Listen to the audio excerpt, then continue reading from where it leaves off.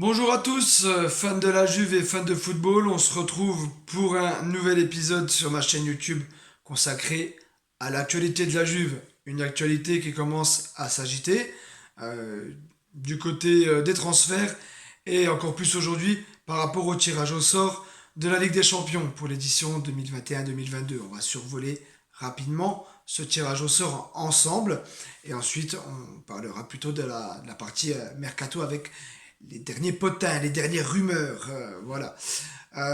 Donc du coup a eu lieu tout à l'heure sur les coups des 18h30 le tirage au sort de la Ligue des Champions, excusez-moi, avec quelques belles affiches, quelques gros groupes du coup à faire saliver tous les fans de foot. Bien sûr, ça nous promet des grandes soirées devant notre télévision, entre potes, entre familles, tout ça. Ça nous tarde vraiment euh, que, que tout ça commence, tout simplement. Voilà. On va commencer avec le groupe A, donc du coup, Manchester City, PSG, Leipzig, le FC Bruges. Du coup, excusez-moi, je détourne le regard parce que j'ai les groupes qui sont à côté de moi. Un groupe où devrait se détacher clairement Manchester City, PSG. Attention quand même à Leipzig. Dans le groupe B, l'Atlético Madrid, Liverpool, Porto, Milan, le premier groupe de la mort, selon moi. Du coup, un groupe complètement équilibré. On a du mal à voir quelle équipe, même si l'Atlético, quand même, paraît le plus armé, avec bien sûr Liverpool. Il ne faut pas négliger du coup Porto et l'AC Milan dans ce groupe. L'AC Milan qui fait ses grands retours en Ligue des Champions au passage. Le groupe C, Sporting Lisbonne, Dortmund, Ajax, Besiktas. Encore une fois, un groupe complètement ouvert, complètement équilibré. Là aussi, il y aura des belles confrontations à prévoir.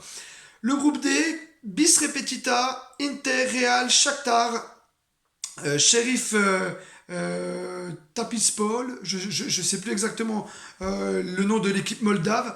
On va l'appeler le FC Sheriff, ça lui va si bien. Donc du coup, un groupe qui rappelle le groupe de l'année dernière entre l'Inter et le Real, le Shakhtar Donetsk, du coup qui avait été fatal pour nos ennemis de l'Inter de Milan. Le groupe, le Barça, le Bayern, Benfica, le Dynamo Kiev. Encore une fois, un groupe qui sent la poudre. Euh, Ça nous prévoit une grosse confrontation entre le Bayern et le Barça. Le Benfica, du coup, qui s'est qualifié lors des tours préliminaires il y a 2 jours. Et bien sûr, le Dynamo Kiev. Dans le groupe F, Villarreal, Manchester, l'Atalanta Bergame et les Young Boys de Berne. Un groupe, un tirage assez équilibré aussi du coup pour Manchester qui devra battre avec Villarreal et l'Atalanta. Young Boys aussi aura son mot à dire. Ça se jouera plutôt entre les trois premières équipes que je viens de citer. Enfin, du coup, le groupe G, Lille, Séville, Salzbourg et Wolfsburg. Pareil, un groupe sans grosse tête d'affiche, mais quand même élevé, quand même équilibré, avec 4 équipes vraiment où tout pourra se jouer. Vraiment, les 4 places seront vraiment à définir dans ce groupe. Et enfin, le groupe qui nous concerne, le groupe H, Chelsea, la Juventus, le Zénith Saint-Pétersbourg et l'équipe suédoise de Malmö. On retrouve les champions d'Europe en titre, Chelsea sous la houlette de Thomas Tuchel qui montre clairement un autre visage depuis maintenant 1 an et demi. Bien sûr, il faudra prendre au sérieux cette équipe de Chelsea. Il faudra prendre au sérieux cette équipe du Zénith, chez qui il est toujours très difficile de jouer. Je n'ai pas encore les dates du calendrier des rencontres. C'est-à-dire que si la Juve va jouer à Saint-Pétersbourg sur la fin d'année ou sur le début d'année prochaine, on sait que c'est compliqué d'aller sur les terrains russes à cette période de l'année.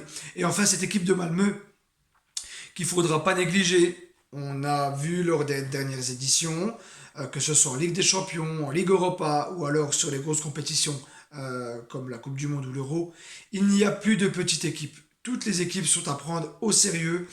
Donc la Juve aura clairement la tâche difficile dans ce groupe.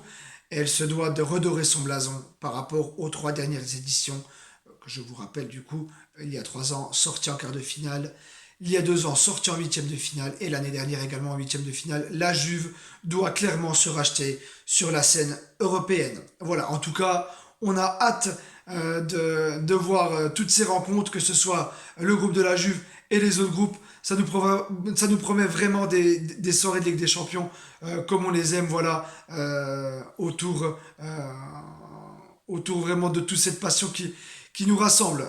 Voilà, je pense à voilà, les soirées entre potes, les soirées entre familles, tout ça.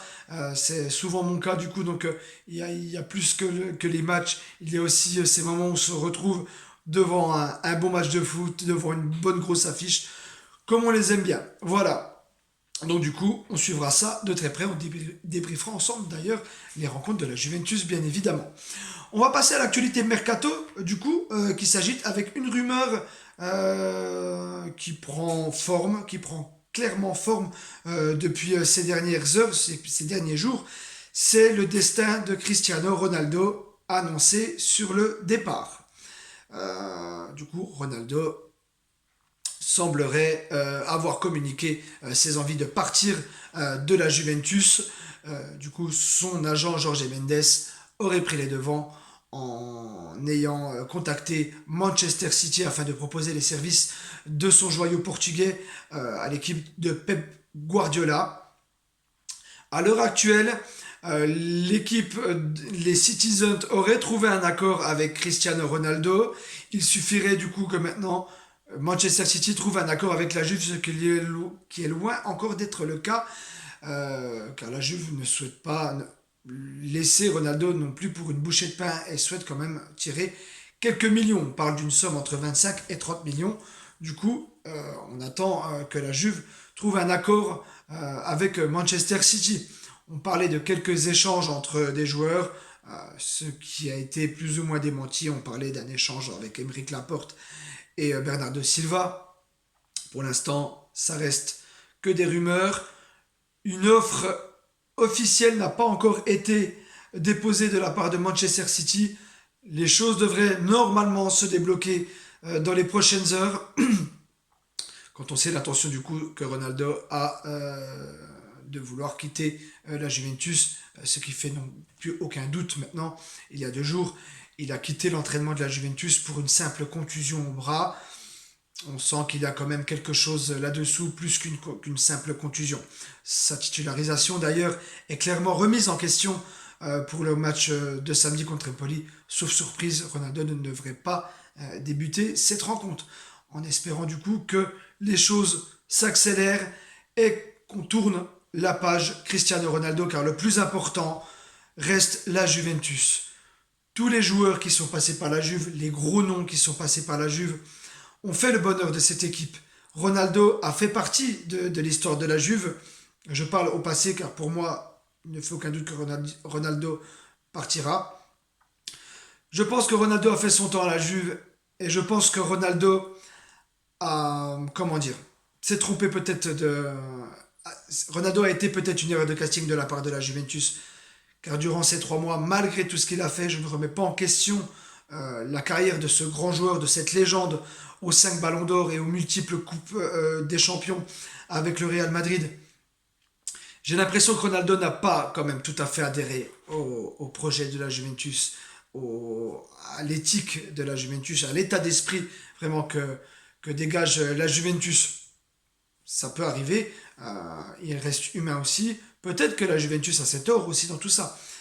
On sentait quand même depuis la saison dernière, depuis la préparation de cette année, on sent quand même un Ronaldo qui était un peu moins investi. Alors certes, il a été co-meilleur buteur avec Lukaku la saison dernière. On sentait clairement dans son attitude qu'il y avait quelque chose qui n'y allait pas. On sentait peut-être qu'il regrettait son choix d'avoir signé à la Juventus. Quoi qu'il en soit, on était très content d'avoir Ronaldo dans notre équipe. Mais le plus important reste la Juventus. Les joueurs partent, la Juventus reste. Voilà. Sur ces belles paroles, du coup, je vais vous quitter et je vous donne rendez-vous très prochainement pour le débrief du match Juve-Empoli samedi soir à 20h45, les amis. Il faut absolument gagner ce deuxième match. Allez, on met de côté les erreurs de Chechny lors du match contre l'Udinese. On se recentre maintenant et on espère que du coup le groupe va jouer un peu plus libéré et va se lâcher, va nous donner vraiment tout ce qu'on attend, c'est-à-dire du beau jeu, la victoire et les 3 points ce week-end. Voilà. En tout cas, je vous remercie en tout cas pour le visionnage, pour tous vos messages de soutien. Et voilà, n'hésitez pas encore une fois à partager mes vidéos, à mettre le petit pouce bleu sur les likes. Et voilà. Et, du coup, n'hésitez pas à me dire aussi dans les commentaires si vous avez des choses à me dire, des conseils, des choses sur lesquelles vous n'êtes pas d'accord avec moi. Je suis entièrement ouverte à toute discussion. Du coup, je prends tous les conseils qu'il y a à prendre et je vous remercie d'avance. Et je vous dis du coup à très bientôt. Fino alla fine et forza Juve. Ciao les amis. À très vite. Bye bye.